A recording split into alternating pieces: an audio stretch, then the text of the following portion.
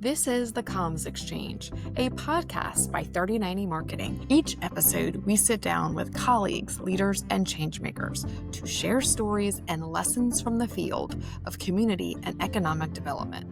Together, we explore how communications shapes strategy, builds trust, and drives momentum because every project, every partnership, every breakthrough begins the same way, with a conversation. Today's show is a special treat because we are going to be talking about showing up as your best self, not just on camera, but in your real life, in your professional life. And our two guests today are two people who I adore. They both bring a powerful perspective about showing up as your best self and really living out and looking like your brand. My friend and photographer, Jillian Carruth with JMP NOLA, captures confidence through the lens. And my new friend, Emily Pourciau, is with House of Color East Baton Rouge, and she helps men and women discover their color and styling that makes them shine and really just light up in their own light and a true match to who they naturally already are. Together, these two professionals help other professionals with their visual identity and helping to match what's real, what brings confidence, and what makes them memorable in their world. So thank you so much, Jillian and Emily, for being here today. And I just want to take a quick second to remind our listeners that I'm Rachel Ledet with 3090 Marketing. Christianne Brunini. And we're here with the Comms Exchange to talk about all kinds of different things with marketing, but personal brand is one of our favorite topics. So let's start with you, Jillian. You work in the world of image and confidence. I'd love to hear what it means to you when somebody says, I want to look like my brand. I think it means to me that they're saying that they want to embody what their business forward-facing image looks like, and they want to exude the confidence that they're bringing, not just confidence, but also share really what their skill set is throughout, beyond just their image. And what about you, Emily? What's your take on someone asking you, how can I look like my brand? Well, the brand part, we are helping someone understand who they are, as themselves through color and style, what colors really complement your undertones, what style is really authentic to you. And I think it's really important for brands to understand who they authentically are and what they are selling. Because truly, part of what they're selling is not just a product or a service, it's really selling yourself. And so understanding yourself and so that you can actually really enhance your brand, that's like the perspective that I would probably take with clients first. So, Emily, let's start with you. Color analysis has really taken off recently. And in fact, Rachel had hers done with you, and then I had mine done as well. And so Rachel is I'm a deep winter, all the dark colors. I am wearing this sort of emerald green today for anyone who cannot see us on video. That is one of my like special wow colors that Emily helped me find. And I happen to have some of this green already in my closet. So I'm lots of jewel tones, dark, deep plums and navies, and really like the blue reds and stuff, which is great. And I also get black because Emily said a lot of people don't get black. I love black. So that was like a real win for me when I got black. and I'm an autumn. So that means I look good in every shade of orange, which I'm very happy about because it's a happy color. So, what does the wow color say about people, and how can they express that? So as we work with our clients to do video and photography and even, planning their wardrobe for speaking engagements, how does that wow color really impact? So you are, an autumn, Christiane. And so you get all kinds of different colors out there. A wow color is understanding where in the spectrum that you really show up, like where's the most impact, the brightest colors that really, really make you pop. And so that is really, really helpful for someone to know, because if you're taking pictures, if you are meeting a client, the wow colors are what evoke emotion from other people. And they can make you more approachable. They make you really stand out. And so knowing that about yourself and applying that to your brand can be huge for your marketing, for your meetings with your clients, and even knowing that there are some colors out there that can have that negative connotation on yourself. Like, it's just as powerful to understand which colors are your best colors as opposed to which ones are maybe not your ones. So, really when you're going to meet a client or you're going to take headshots, that those are the ones that you really need to stray away from. We are such visual people. And so really making sure that you are nailing that vision for both yourself and your brand and what your clients are seeing is huge, for sure. So I got really lucky because I am also teal and navy, which happen to be our brand colors, look very good on me. So I'll be in luck for all of our future photo shoots. That's awesome. Awesome.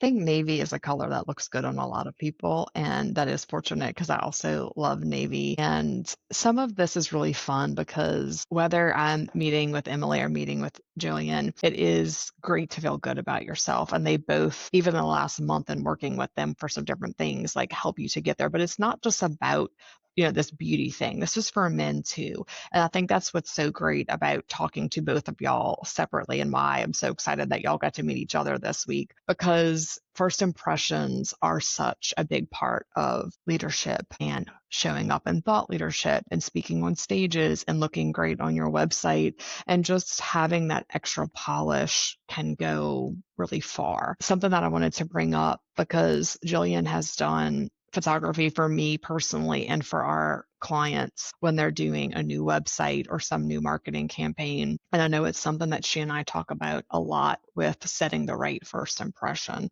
and getting that right look on camera. And that's where I think she really shows up with her creativity, and not just like reads the client, but reads the room and helps people to feel really good behind the camera, which can feel very intimidating.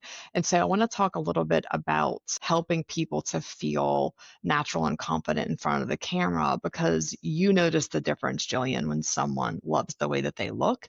And I think that that's something that you do with your clients. And people will tell me like, oh, I don't want to do this photo shoot. And I'm just like, if you have the right photographer, they will do the work for you. You just show up and be you. So I think that's something you're great at. And that's why I love sending our clients to you. What do you notice about someone when they feel like they are really well aligned with how they look on camera?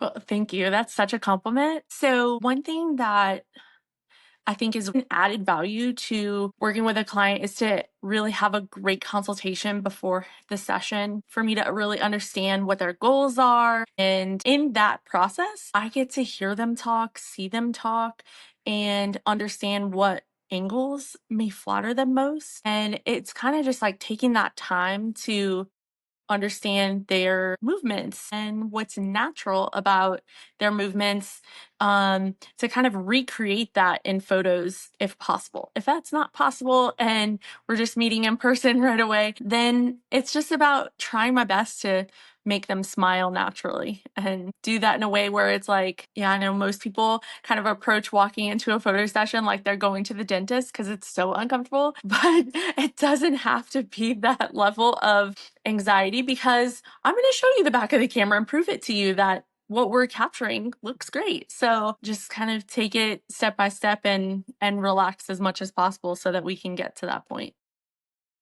And when they see the back of the camera Yeah. and see how good they look, what are some of the reactions that you see sometimes when people really feel There, good yeah, yeah, about it? yeah. It definitely, kind of brings on that layer of, okay, I see what you're doing. Like, it's working. And it really does build their confidence to see it come through in that way. Sometimes they're surprised by, oh, wait a second, that's really like a lot of detail in that photo. um, but, ultimately it's part of the whole experience that, we just step by step kind of go through that process of, see, try this and try that, and we work different angles, and get through varying poses and just, build that confidence right there in person. You're in good hands, and we're going to keep going and see how things look as we photograph. So, Emily, I wanted to talk to you a little bit about, especially when you think about things like rebranding. So, I know I have taken several clients through the rebrand process, and they come with an idea in their mind that, maybe their favorite color is red. But red means very specific things, and people react to red in very specific ways. And so that's why you see, 80% of brands have blue because it signals trustworthiness.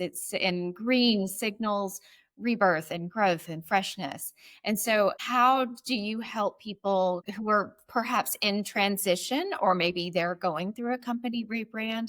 How do you help them align with color and capture the real meaning that will help them communicate best to their audience?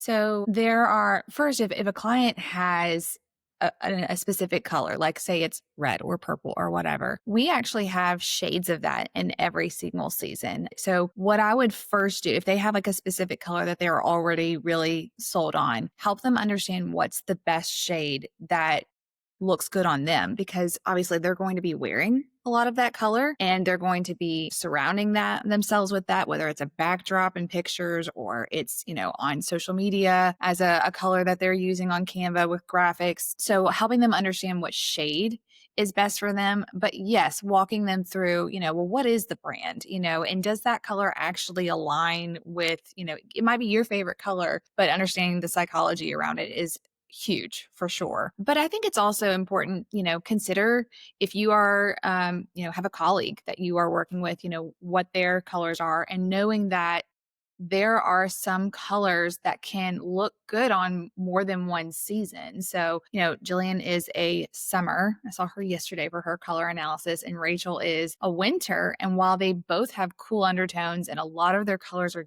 different, because Rachel is actually going to look better in high contrast, and Jillian needs a little bit of a softer, more muted blended color. There are actually about, I can think of at least two or three colors in those seasons that do cross over. And so it helps what, if you're going to have a partner in your business, how you can coordinate to really create that brand, and make it where you both feel really, really confident in that approach, even if you're totally different seasons. And that's a good point. That is a great point. And Christiane and I were speaking at a conference a few months ago and just had a quick conversation as we were packing to get on the plane, and we're like, what are you wearing, just so we can match like formality levels. But because we are such different seasons, like I really cannot wear oranges and don't like them on me. And so like obviously we would kind of plan to maybe have something that would cross over well. And it's a good conversation to have if you're going to be on a Mhm. stage together or in a photo shoot together, because you don't want someone on stage with you who's, really business casual while the other person's really buttoned up. And we kind of run the gamut depending on what we're doing. And it's nice to have that conversation and to have a little bit of information behind it. That conversation, Emily, brings me into styling, because that's another service that you provide. I would love to do that with you soon, because I have not gotten to that second phase with you. But choosing outfits that represent well in person and on camera, can you just let our audience know what that service is like and why that also kind of takes color to the next level with the clothing styling?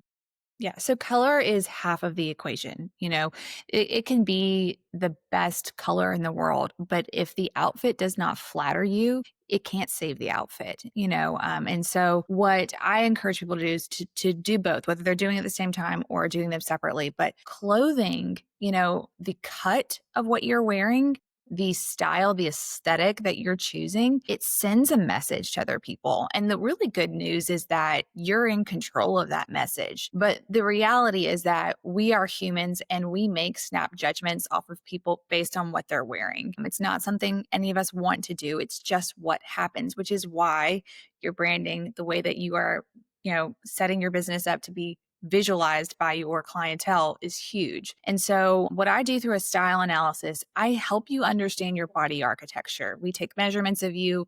I help you understand your proportions, how to best balance them. Should you do the high rise? Should you do the low rise? Can you pull off wide leg jeans, or anything in between? We go through everything in that appointment. But what I really love is that I'm also helping you understand your personality, because it can be a cut of clothing that really flatters you, but if it isn't authentic to who you are, it's not going to feel amazing. You're not going to feel confident. You're going to be more worried about what you're wearing than you are the client sitting in front of you telling you what their pain points are and what their problem is that you are there to solve. And it can elevate the entire experience for both you and your client. Understanding the style, the cuts of clothing that complement your structure, but also the style that not only makes you feel amazing, but also sends the right kind of message that you want other people to gather from you. We use different archetypes. And so some like gamine or classic or ingenue or dramatic, even someone like a classic, if they are really wanting to be more casual, to know how to do that, and know what that message is going to be sent. Whereas someone who's got a more natural personality might be a little bit more relaxed and might be more in their clothing. But when they are sitting down with a client, when they are going to be on camera, on a stage, what that needs to look like for them. All of that, we do all of that in a style analysis appointment. Now that Emily has me in the right outfit, now, Jillian, how am I standing? Because I know that's the hardest thing. As soon as somebody points a camera at somebody, what do I do with my hands? Where do I stand? Where does my hip go?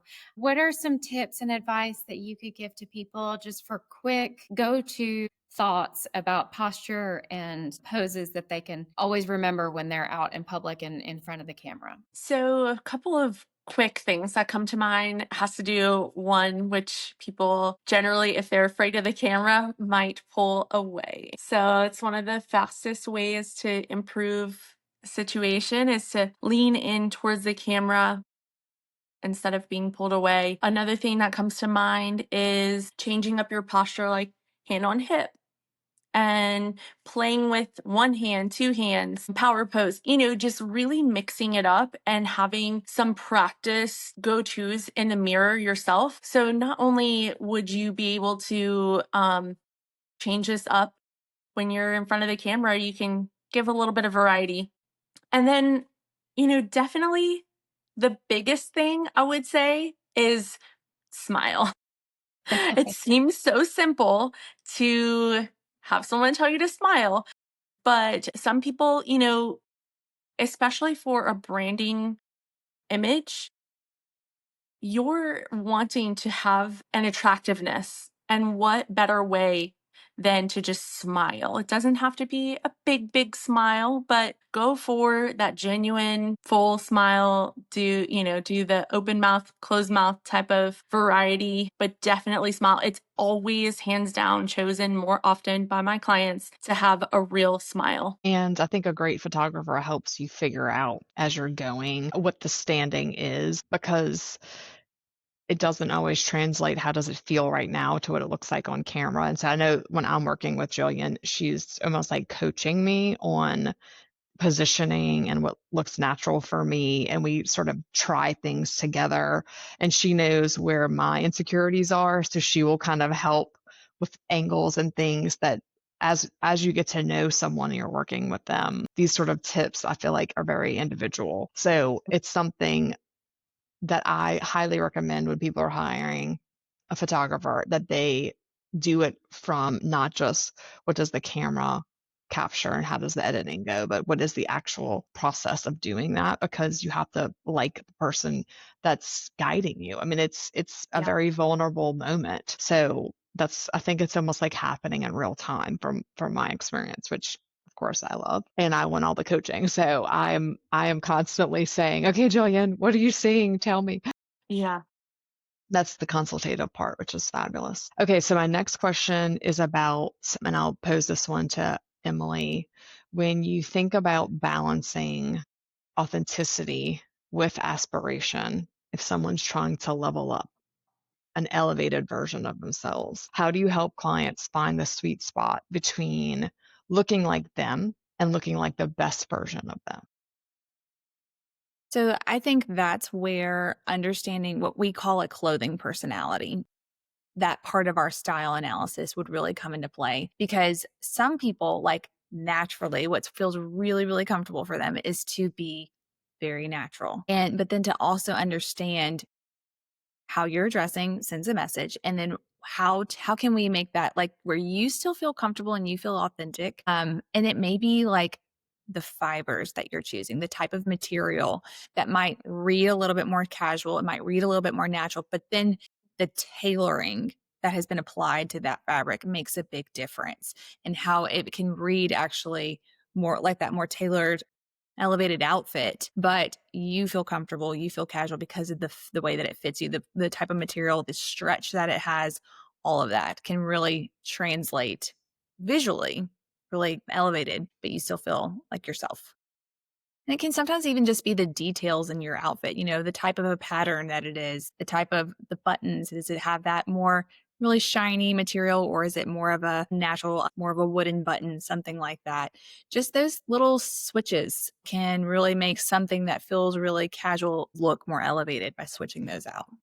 Thing that I learned in our color analysis is that metals make a difference, and it's not something that I ever thought about before. And I personally mix metals a lot, but you were explaining to me that based on your color tones, how golds and silvers or yellow golds and white golds can represent differently. And you sort of like did this color play in front of me to show me the difference, which was just something I had not thought about before. And it's like those little things of as simple as like a hand placement that Jillian might bring in or a different earring that you might advise someone.